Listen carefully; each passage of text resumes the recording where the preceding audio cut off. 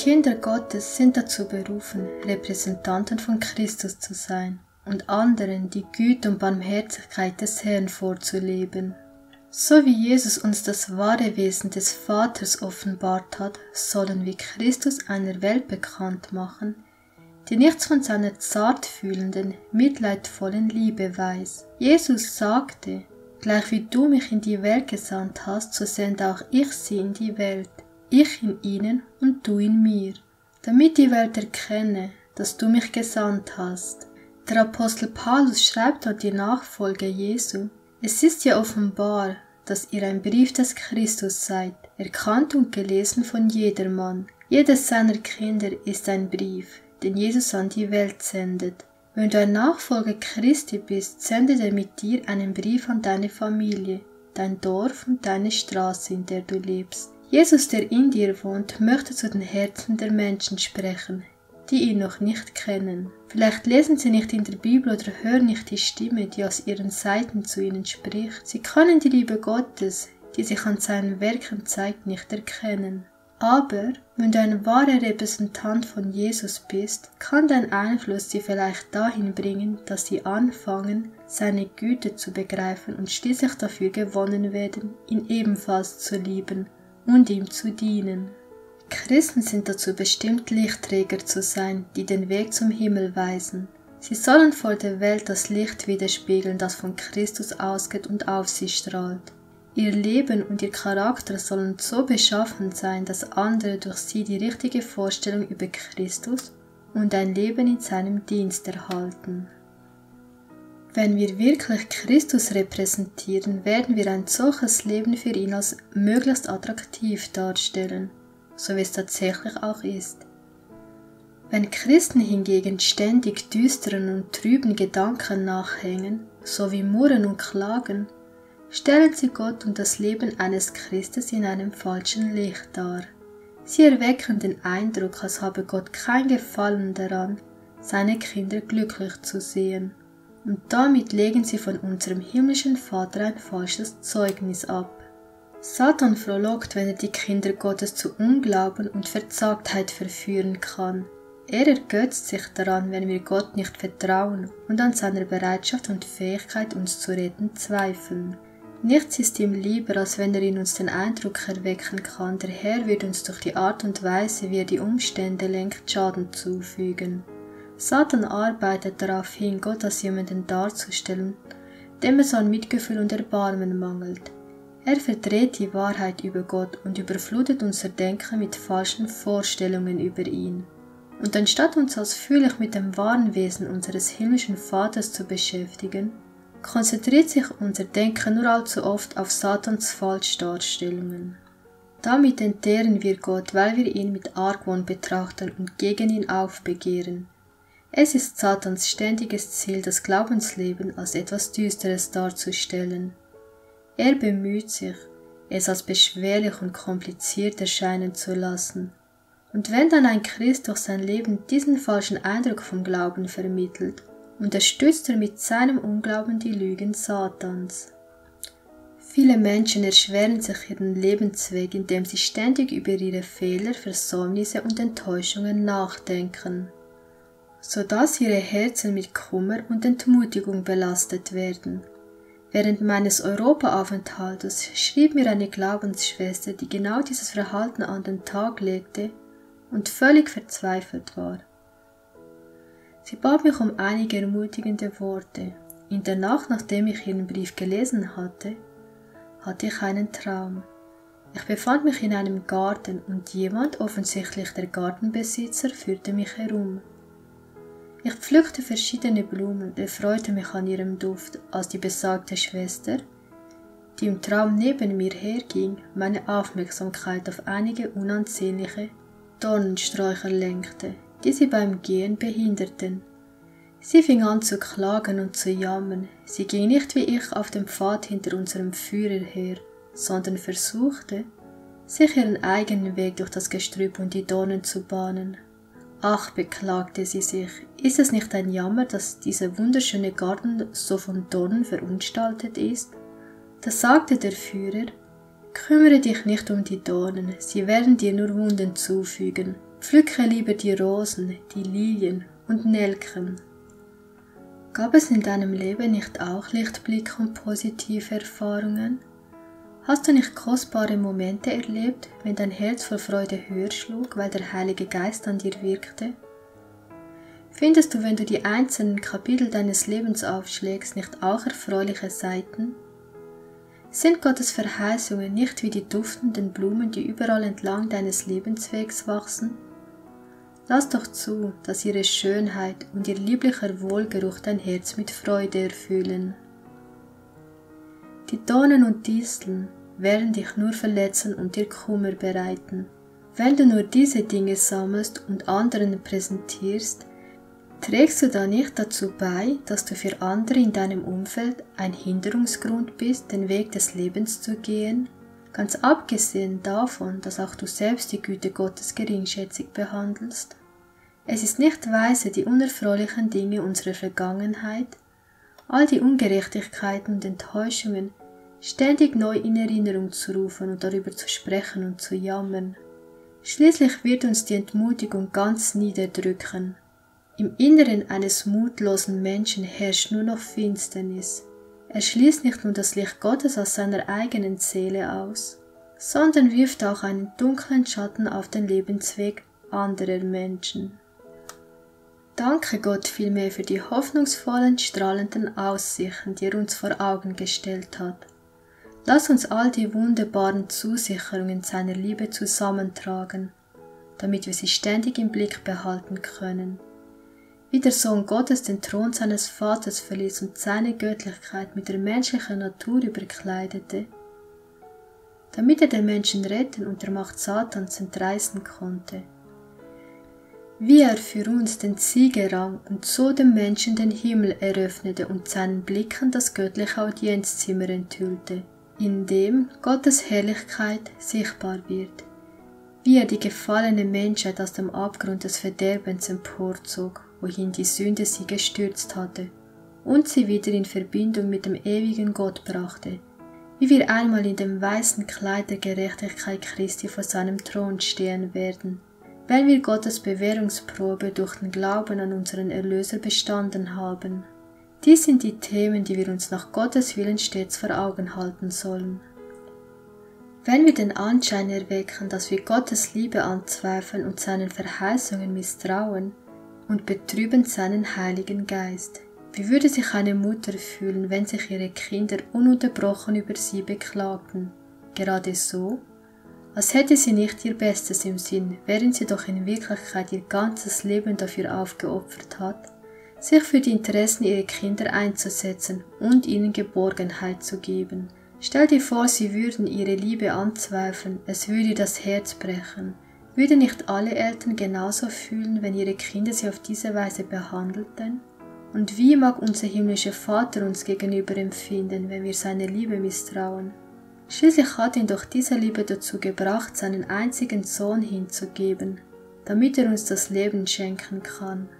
Der Apostel Paulus schreibt, er, der sogar seinen eigenen Sohn nicht verschont hat, sondern ihn für uns alle dahingegeben hat, wie sollte er uns mit ihm nicht auch alles schenken? Trotzdem gibt es so viele, die, wenn auch nicht mit Worten, so doch durch ihr Verhalten zum Ausdruck bringen, ich bin hier nicht gemeint. Vielleicht liebt Gott andere Menschen, aber sicher nicht mich. Mit einer solchen Haltung fügst du deiner eigenen Seele Schaden zu, denn jedes Wort des Zweifels, das du äußerst, ist eine Einladung an Satan, dich anzufechten.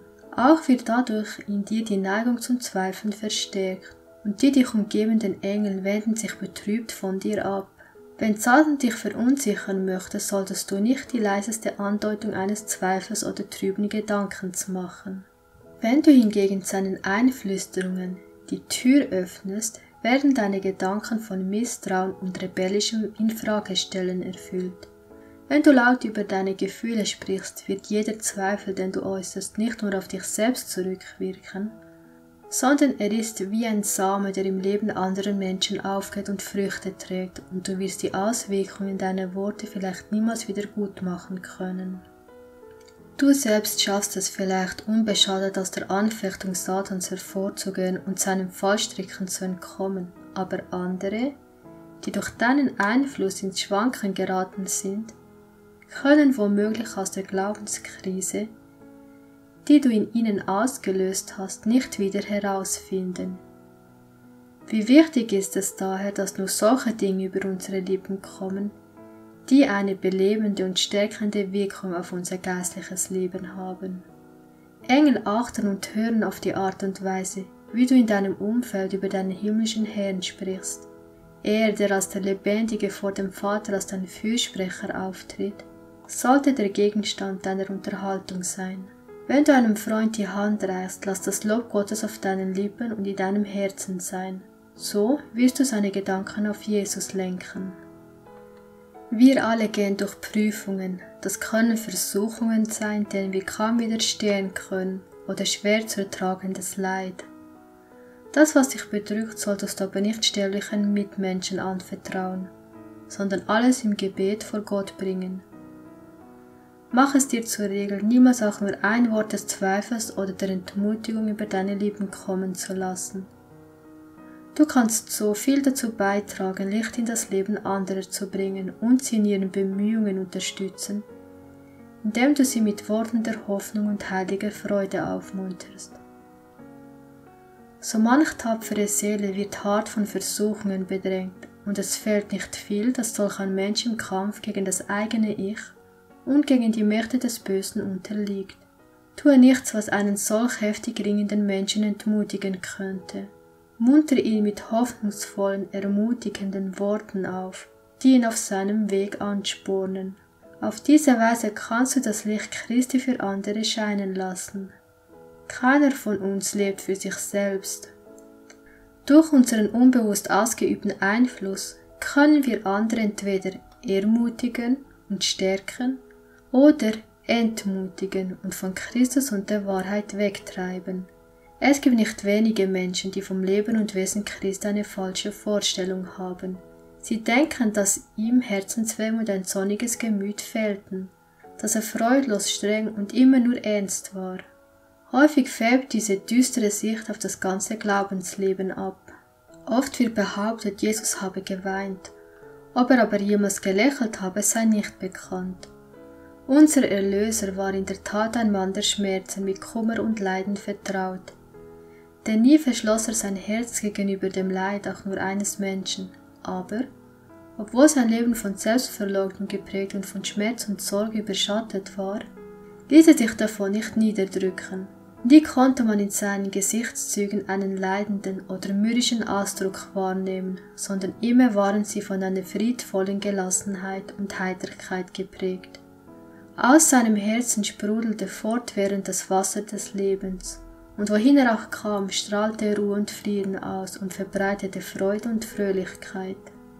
Unser Erlöser war ein äußerst verantwortungsbewusster und tiefernster Mensch. Aber er war niemals trübsinnig oder missmutig. Das Leben derer, die sich ihn zum Vorbild nehmen, wird von ernster Zielstrebigkeit und tiefem Bewusstsein persönlicher Verantwortung geprägt sein. Der Leichtfertigkeit wird kein Raum gegeben, wilde Vergnügungen und derbe Witze wird man bei ihnen nicht finden. Vielmehr entspringt dem Glauben an Jesus ein Friede, der wie ein Strom die Seele durchdringt. Die hellen Strahlen der Freude werden dadurch nicht ausgelöscht. Auch muss weder Fröhlichkeit noch ein strahlendes Lächeln im Gesicht unterdrückt werden. Christus kam nicht, um sich dienen zu lassen, sondern um zu dienen. Und wenn seine Liebe im Herzen regiert, werden wir seinem Beispiel folgen. Wenn wir unser Augenmerk in erster Linie darauf konzentrieren, wie unfreundlich und ungerecht sich andere Menschen verhalten, wird es uns nicht möglich sein, sie so zu lieben, wie Christus uns geliebt hat. Doch wenn wir unsere Gedanken ganz auf die erstaunliche Liebe Christi und sein tiefes Mitgefühl uns gegenüber richten, dann wird derselbe Geist uns erfassen und zu unseren Mitmenschen überströmen. Wir sollten einander lieben und respektieren, ungeachtet der Fehler und Unvollkommenheiten, die uns nicht verborgen bleiben können. Wir sollten uns selbst nicht zu wichtig nehmen und eine Haltung der Bescheidenheit und Demut pflegen, sowie geduldig und liebevoll mit den Schwächen anderer umgehen. Das wird alle Selbstsucht, die unser Blickfeld einengt, auslöschen und uns weitherzig und großzügig werden lassen. Der Psalmdichter schreibt: Vertraue auf den Herrn und tue Gutes, dann wirst du im Lande sicher leben, und es wird dir gut gehen. Vertraue auf den Herrn, jeder Tag bringt seine eigenen Lasten, Sorgen und Herausforderungen mit sich. Bei der Begegnung mit anderen über unsere Schwierigkeiten und widrigen Lebensumstände zu sprechen. So viele unnötige Sorgen bedrängen uns, so vielen Befürchtungen gibt man sich hin. So bedrückend ist die Last von Ängsten, dass andere, die uns hören, meinen könnten, wir würden nichts von einem mitfühlenden, liebenden Erlöser wissen, der nur darauf wartet, dass wir ihm all unsere Bitten vortragen und er uns in jeder Notlage zur Seite stehen kann. Manche Menschen geben sich ständig irgendwelchen Befürchtungen hin und machen sich unnötige Sorgen. Jeden Tag sind sie von vielerlei Beweisen der Liebe Gottes umgeben. Jeden Tag dürfen sie sich der Wohltaten seiner Fürsorge erfreuen. Doch scheinen sie diese offensichtlich vorhandenen Segnungen gar nicht wahrzunehmen. Ihr Denken beschäftigt sich ununterbrochen mit irgendwelchen unangenehmen Dingen, die sie, so ihre Befürchtung, treffen könnten. Oder vielleicht stehen sie tatsächlich vor einer Herausforderung, die, obwohl nur eine Kleinigkeit, ihre Wahrnehmung so trübt, dass sie blind für die vielen anderen Dinge werden, für die sie dankbar sein müssten. Eigentlich sollten die Schwierigkeiten, denen sie begegnen, ihren Blick auf Gott lenken, die einzige Quelle ihrer Hilfe. So hingegen trennen ihre Probleme sie von Gott, weil sie in ihnen Ruhelosigkeit und Unzufriedenheit auslösen. Was bringt uns unser Unglaube? Warum sollten wir so undankbar und misstrauisch sein? Jesus ist doch unser Freund. Der ganze Himmel hat ein Interesse daran, dass es uns gut geht. Wir sollten nicht zulassen, dass die Schwierigkeiten und Sorgen des Alltags unsere Gedanken beunruhigen und Sorgenfalten auf unsere Stirn treiben. Es wird immer Anlass zu Irritationen und Ärger geben, wenn wir diesen Dingen Raum geben.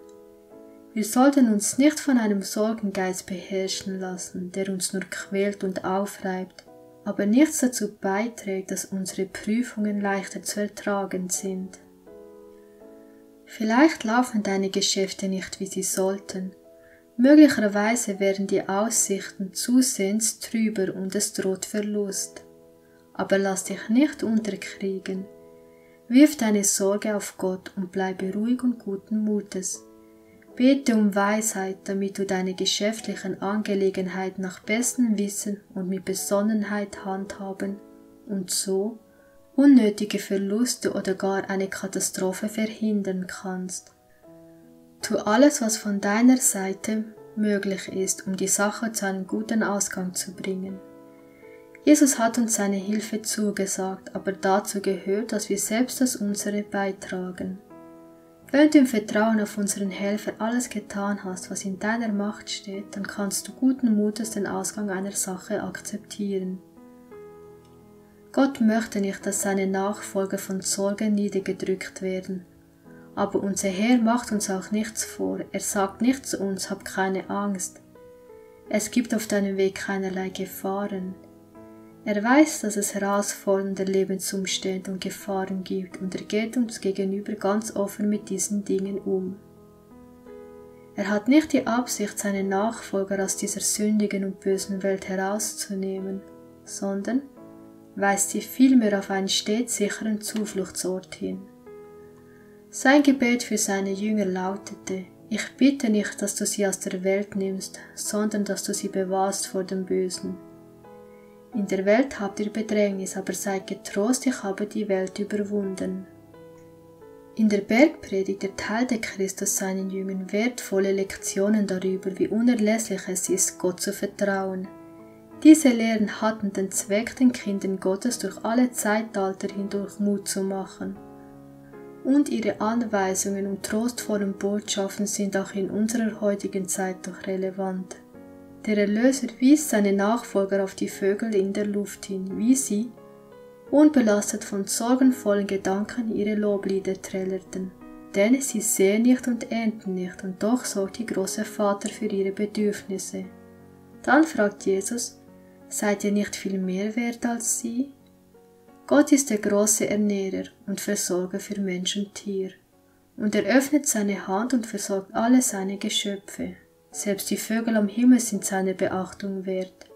Zwar lässt er ihnen das Futter nicht direkt in den Schnabel fallen, aber er hat Vorsorge für ihre Bedürfnisse getroffen. Sie müssen die Körner, die er für sie ausgestreut hat, einsammeln. Sie müssen das Material für den Bau ihrer kleinen Nester zusammensuchen. Sie müssen ihre Brut füttern. Singend machen sie sich an ihre Arbeit, denn euer himmlischer Vater ernährt sie. Und seid ihr nicht viel mehr wert als sie? Seid nicht ihr als vernunftbegabte Wesen, die Gott im Geist anbeten, wertvoller als die Vögel in der Luft? Wird nicht der uns als Wesen erschaffen hat und auch der Erhalter unseres Lebens ist, der eine, der uns nach seinem göttlichen Ebenbild geformt hat, für all unsere Bedürfnisse sorgen, wenn wir ihm nur vertrauen? Christus wies seine Jünger auch auf die Blumen des Feldes hin, die in verschwenderischer Fülle und Pracht wachsen und in schlichter Schönheit erstrahlen. Es ist der himmlische Vater, der sie als Ausdruck seiner Liebe zum Menschen so ausgestattet hat. Jesus sagte, betrachtet die Lilien des Feldes, wie sie wachsen. Die Schönheit und Schlichtheit dieser Blumen aus der Natur übertrifft bei weitem den Prunk Salomos.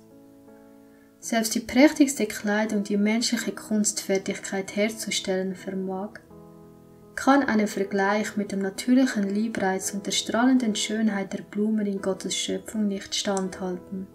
Jesus fragt, wenn nun Gott das Gras des Feldes, das heute steht und morgen in den Ofen geworfen wird, so kleidet, wird er das nicht viel mehr euch tun, ihr Kleingläubigen?